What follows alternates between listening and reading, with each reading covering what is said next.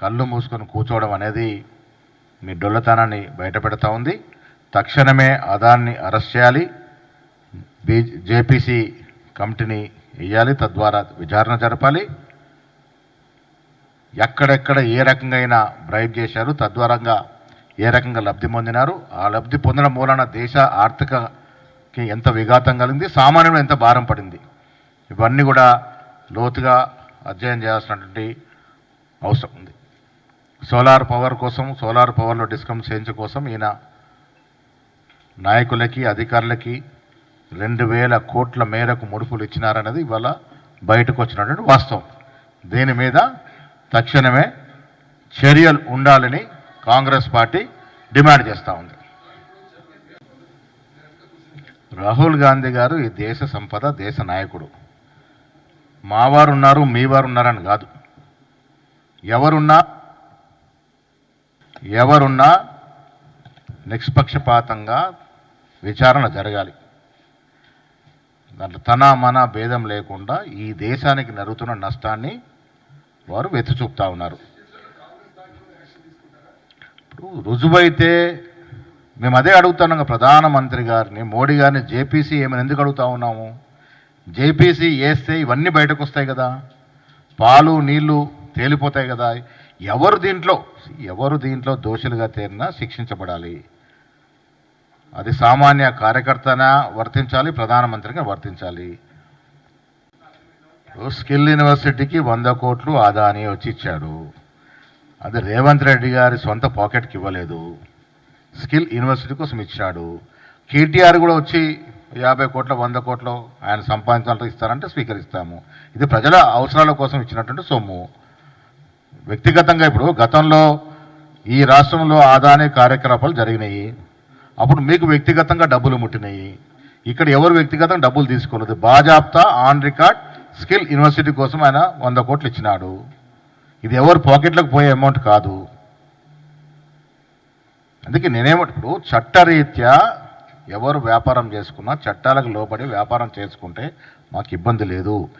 ఈ పర్టికులర్ అంశంలో చట్టానికి వ్యతిరేకంగా కార్యక్రమాలు జరిగాయనేది వాళ్ళ బయటకు వచ్చినట్టు వాస్తవం.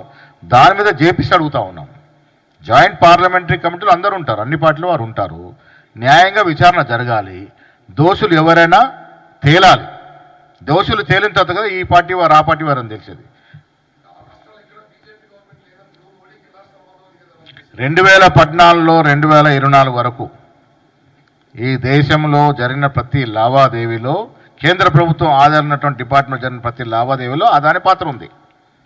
ఇదొక అంశం. ఈ 4 రాష్ట్రాల్లో సోలార్ పవర్ కోసం వారు డబ్బులు ఇచ్చారనేది ఒక అంశం. కానీ ఇది కాకుండా పోర్ట్స్ కానీ, ఎయిర్పోర్ట్స్ కానీ, కోల్ కానీ, ఆయిల్ కానీ, టెలికాం కానీ, సోలార్ కానీ, ఇవన్నీ కూడా కేంద్ర ప్రభుత్వం ఆధీనంలో డిపార్ట్మెంట్సే. అక్కడ అన్నిట్లో ఆయన పాత్ర ఉంది, అన్నిట్లో ఆయన వ్యవహారం ఉంది, అన్నిట్లో ఆయన తలదూర్చాడు, అన్నిట్లో ఆయన అవినీతికి పాల్పడ్డాడు. డెఫినెట్గా మా ప్రభుత్వం చేసినట్టు ఒప్పందాలు కూడా చట్టరీత్యా ఉంటే ముందుకు సాగుతాయి. ఇప్పుడు 45,000 కోట్ల ఒప్పందాలు చేసుకున్నాం, ఒక అదానితోనే కాదు కదా. దావోస్లో దాదాపు 45 నుంచి 50,000 కోట్ల రూపాయల మేరకు ఒప్పందాలు జరిగాయి వివిధ కంపెనీలతో. ఇవన్నీ చట్టరీత్యా ఉన్నాయి, ముందుకు పోతాయి. చట్టంలో లోబడి లేకుండా బయటకు వెళ్ళిపోతాయి. ఎక్కడ చట్టానికి వ్యతిరేకంగా సంపాదిస్తే అది అన్యాయమే అనేది రాహుల్ గాంధీ గారు చెప్తా ఉన్నారు. రాహుల్ గాంధీ గారు స్పష్టంగా అడుగుతూ ఉన్నారు. ఇప్పుడు ఈ దేశంలో అదానీ గారి సంపద 2014 నాటికి ఎంత, ఇన్ని 100 రేట్లు ఎట్లా పెరగలిగినాడు, ఎవరి వెలుసులుబాటు వల్ల, ఎవరి సహకారం వల్ల పెరిగినాడు,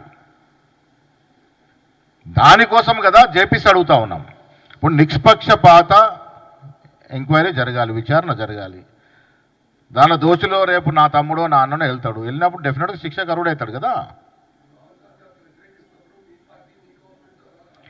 మేము కూడా చట్టానికి లోబడి ఉన్నట్టు విషయాలనే స్వీకరిస్తాము.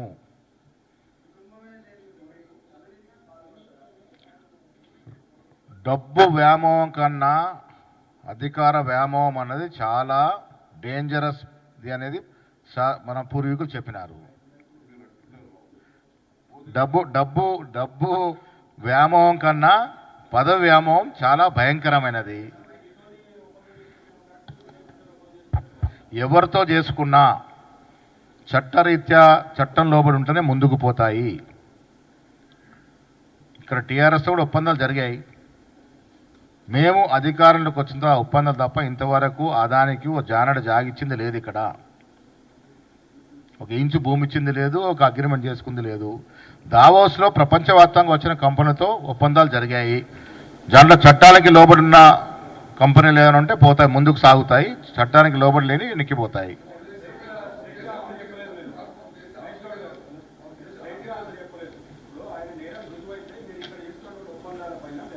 పునరాలోచిస్తాము, డెఫినెట్గా సమీక్షిస్తాము.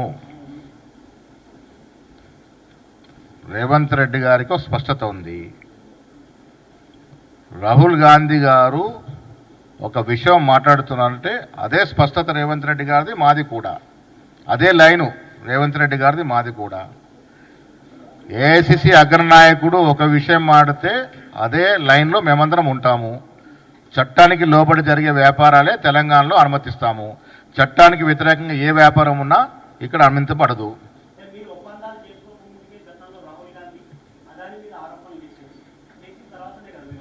రాహుల్ గాంధీ గారే మొన్న చెప్పినారు, నేను వ్యక్తిగతంగా అదానికో అంబానీకో దాని మీద కాదు, వారు చేసిన కొన్ని చట్టరీత్యా వ్యతిరేక కార్యకలాపాల మీదనే ఆయన మాట్లాడుతూ ఉన్నాడు.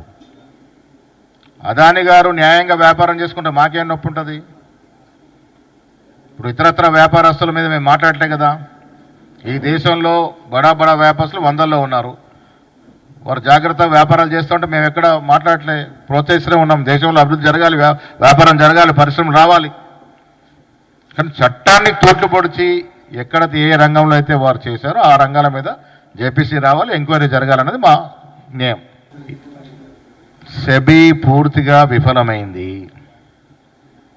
ఈ మాధవి బుచ్ అనే చైర్మన్ లాలూచి పడింది, ఆవిడని తొలగించండి అని రాహుల్ గాంధీ గారు గతంలోనే చెప్పారు. సెబీ ఉద్దేశపూర్వకంగానే వీరి యొక్క లొసుకుల్ని బయటకు రాకుండా చేస్తూ ఉంది. దానికి ఉదాహరణ కూడా ఈ మధు బి వాళ్ళ భర్తకి అదాని కంపెనీలతో సంబంధాలు ఉన్నాయని గతంలో బయట పెట్టడం జరిగింది. అయినప్పటికీ కూడా సెబీ చైర్మన్ ఇంతవరకు మోడీ గారు తొలగించలేదంటే దాని అర్థం ఏంటి? అంటే దేశ ప్రజలు అర్థం చేసుకోవాలి. సెబీగిన న్యాయంగా విచారణ జరిపి ఉంటే ఇలా అమెరికా సంస్థ వచ్చి మనకి వాస్తవాలు చెప్పాల్సిన పనే లేకుండే. సెబీ ఫెయిల్ అయింది. ఈ దేశంలో ఈడీ, సిబిఐ, ఎఫ్బిఐ అన్నీ కూడా ప్రధానమంత్రి గుప్పిట్లో పనిచేస్తూ ఉన్నాయి.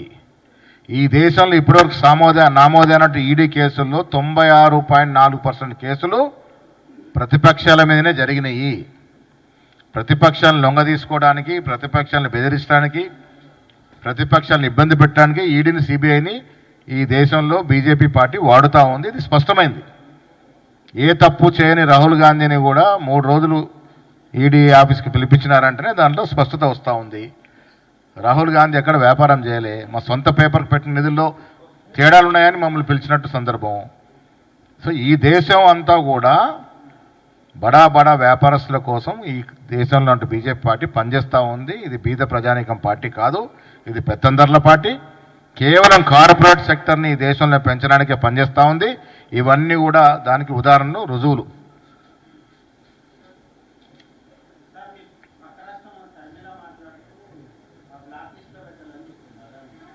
ఇప్పుడు అదే చెప్తా ఉన్నా, రేపు ఇవన్నీ రుజువు అవుతే ప్రధానమంత్రి మోడీ గారికి చిత్తశుద్ధి జేపీసీ వేస్తే దాంట్లో వాస్తవాలు బయటకు వస్తే డెఫినెట్గా బ్లాక్ లిస్ట్ పోతుంది.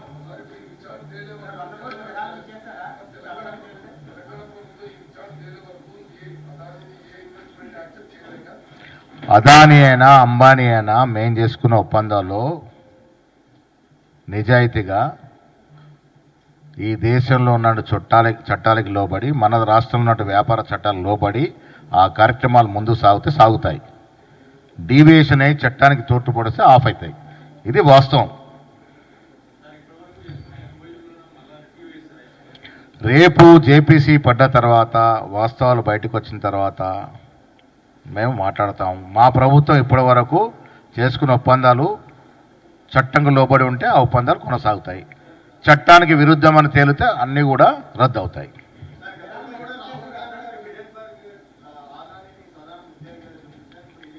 డెఫినెట్గా పలు రకాలుగా ఈ దేశంలో ఉన్న సంస్థలన్నీ ఫెయిల్ అయినప్పటికీ బయట సంస్థలు అదాని యొక్క ఒప్పందాలు అదాని యొక్క వ్యాపారాల మీద అన్ని వాస్తవాలు బహిర్గతం చేస్తూ ఉంది. కానీ మన దేశం స్పందించట్లేదు, మన ప్రభుత్వం స్పందించట్లేదు, దేశ ప్రభుత్వం.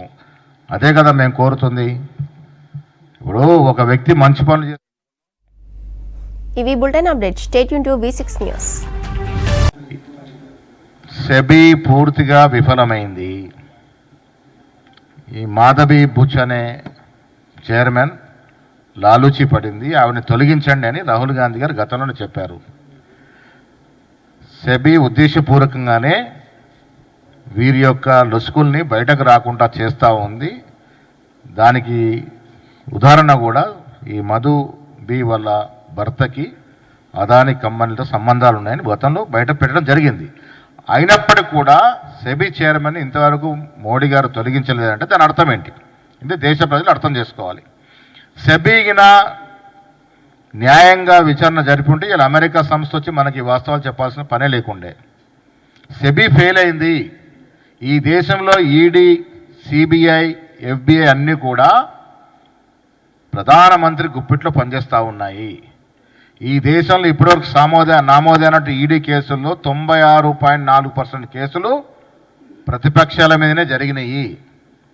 ప్రతిపక్షాలను లొంగ తీసుకోవడానికి, ప్రతిపక్షాలను బెదిరించడానికి, ప్రతిపక్షాలను ఇబ్బంది పెట్టడానికి ఈడీని, సిబిఐని ఈ దేశంలో బీజేపీ పార్టీ వాడుతూ ఉంది. ఇది స్పష్టమైంది. ఏ తప్పు చేయని రాహుల్ గాంధీని కూడా 3 రోజులు ఈడీ ఆఫీస్కి పిలిపించినారంటేనే దాంట్లో స్పష్టత వస్తూ ఉంది. రాహుల్ గాంధీ ఎక్కడ వ్యాపారం చేయలే, మా సొంత పేపర్కి పెట్టిన నిధుల్లో తేడాలు ఉన్నాయని మమ్మల్ని పిలిచినట్టు సందర్భం.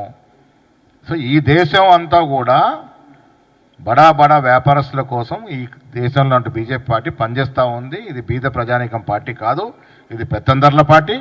కేవలం కార్పొరేట్ సెక్టర్ని ఈ దేశంలో పెంచడానికే పనిచేస్తూ ఉంది. ఇవన్నీ కూడా దానికి ఉదాహరణలు, రుజువులు.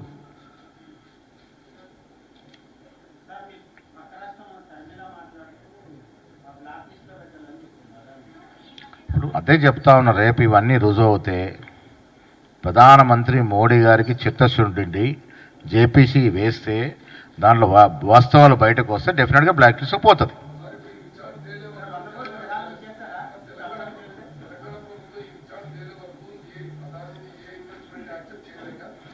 అదాని అయినా అంబానీ అయినా మేం చేసుకున్న ఒప్పందాల్లో నిజాయితీగా ఈ దేశంలో ఉన్న చట్టాలకి లోబడి, మన రాష్ట్రంలో ఉన్న వ్యాపార చట్టాలకు లోబడి ఆ కార్యక్రమాలు ముందు సాగుతాయి. డీవియేషన్ అయి చట్టానికి తోట్టుపడిస్తే ఆఫ్ అవుతాయి. ఇది వాస్తవం. రేపు జేపీసీ పడ్డ తర్వాత, వాస్తవాలు బయటకు వచ్చిన తర్వాత మేము మాట్లాడతాం. మా ప్రభుత్వం ఇప్పటి వరకు చేసుకున్న ఒప్పందాలు చట్టంకు లోబడి ఉంటే ఆ ఒప్పందాలు కొనసాగుతాయి. చట్టానికి విరుద్ధమని తేలితే అన్నీ కూడా రద్దు అవుతాయి.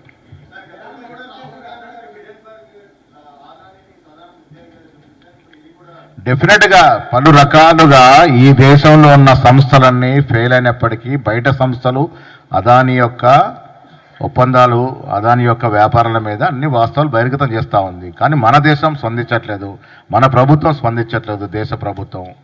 అదే కదా మేము కోరుతుంది. ఇప్పుడు ఒక వ్యక్తి మంచి పనులు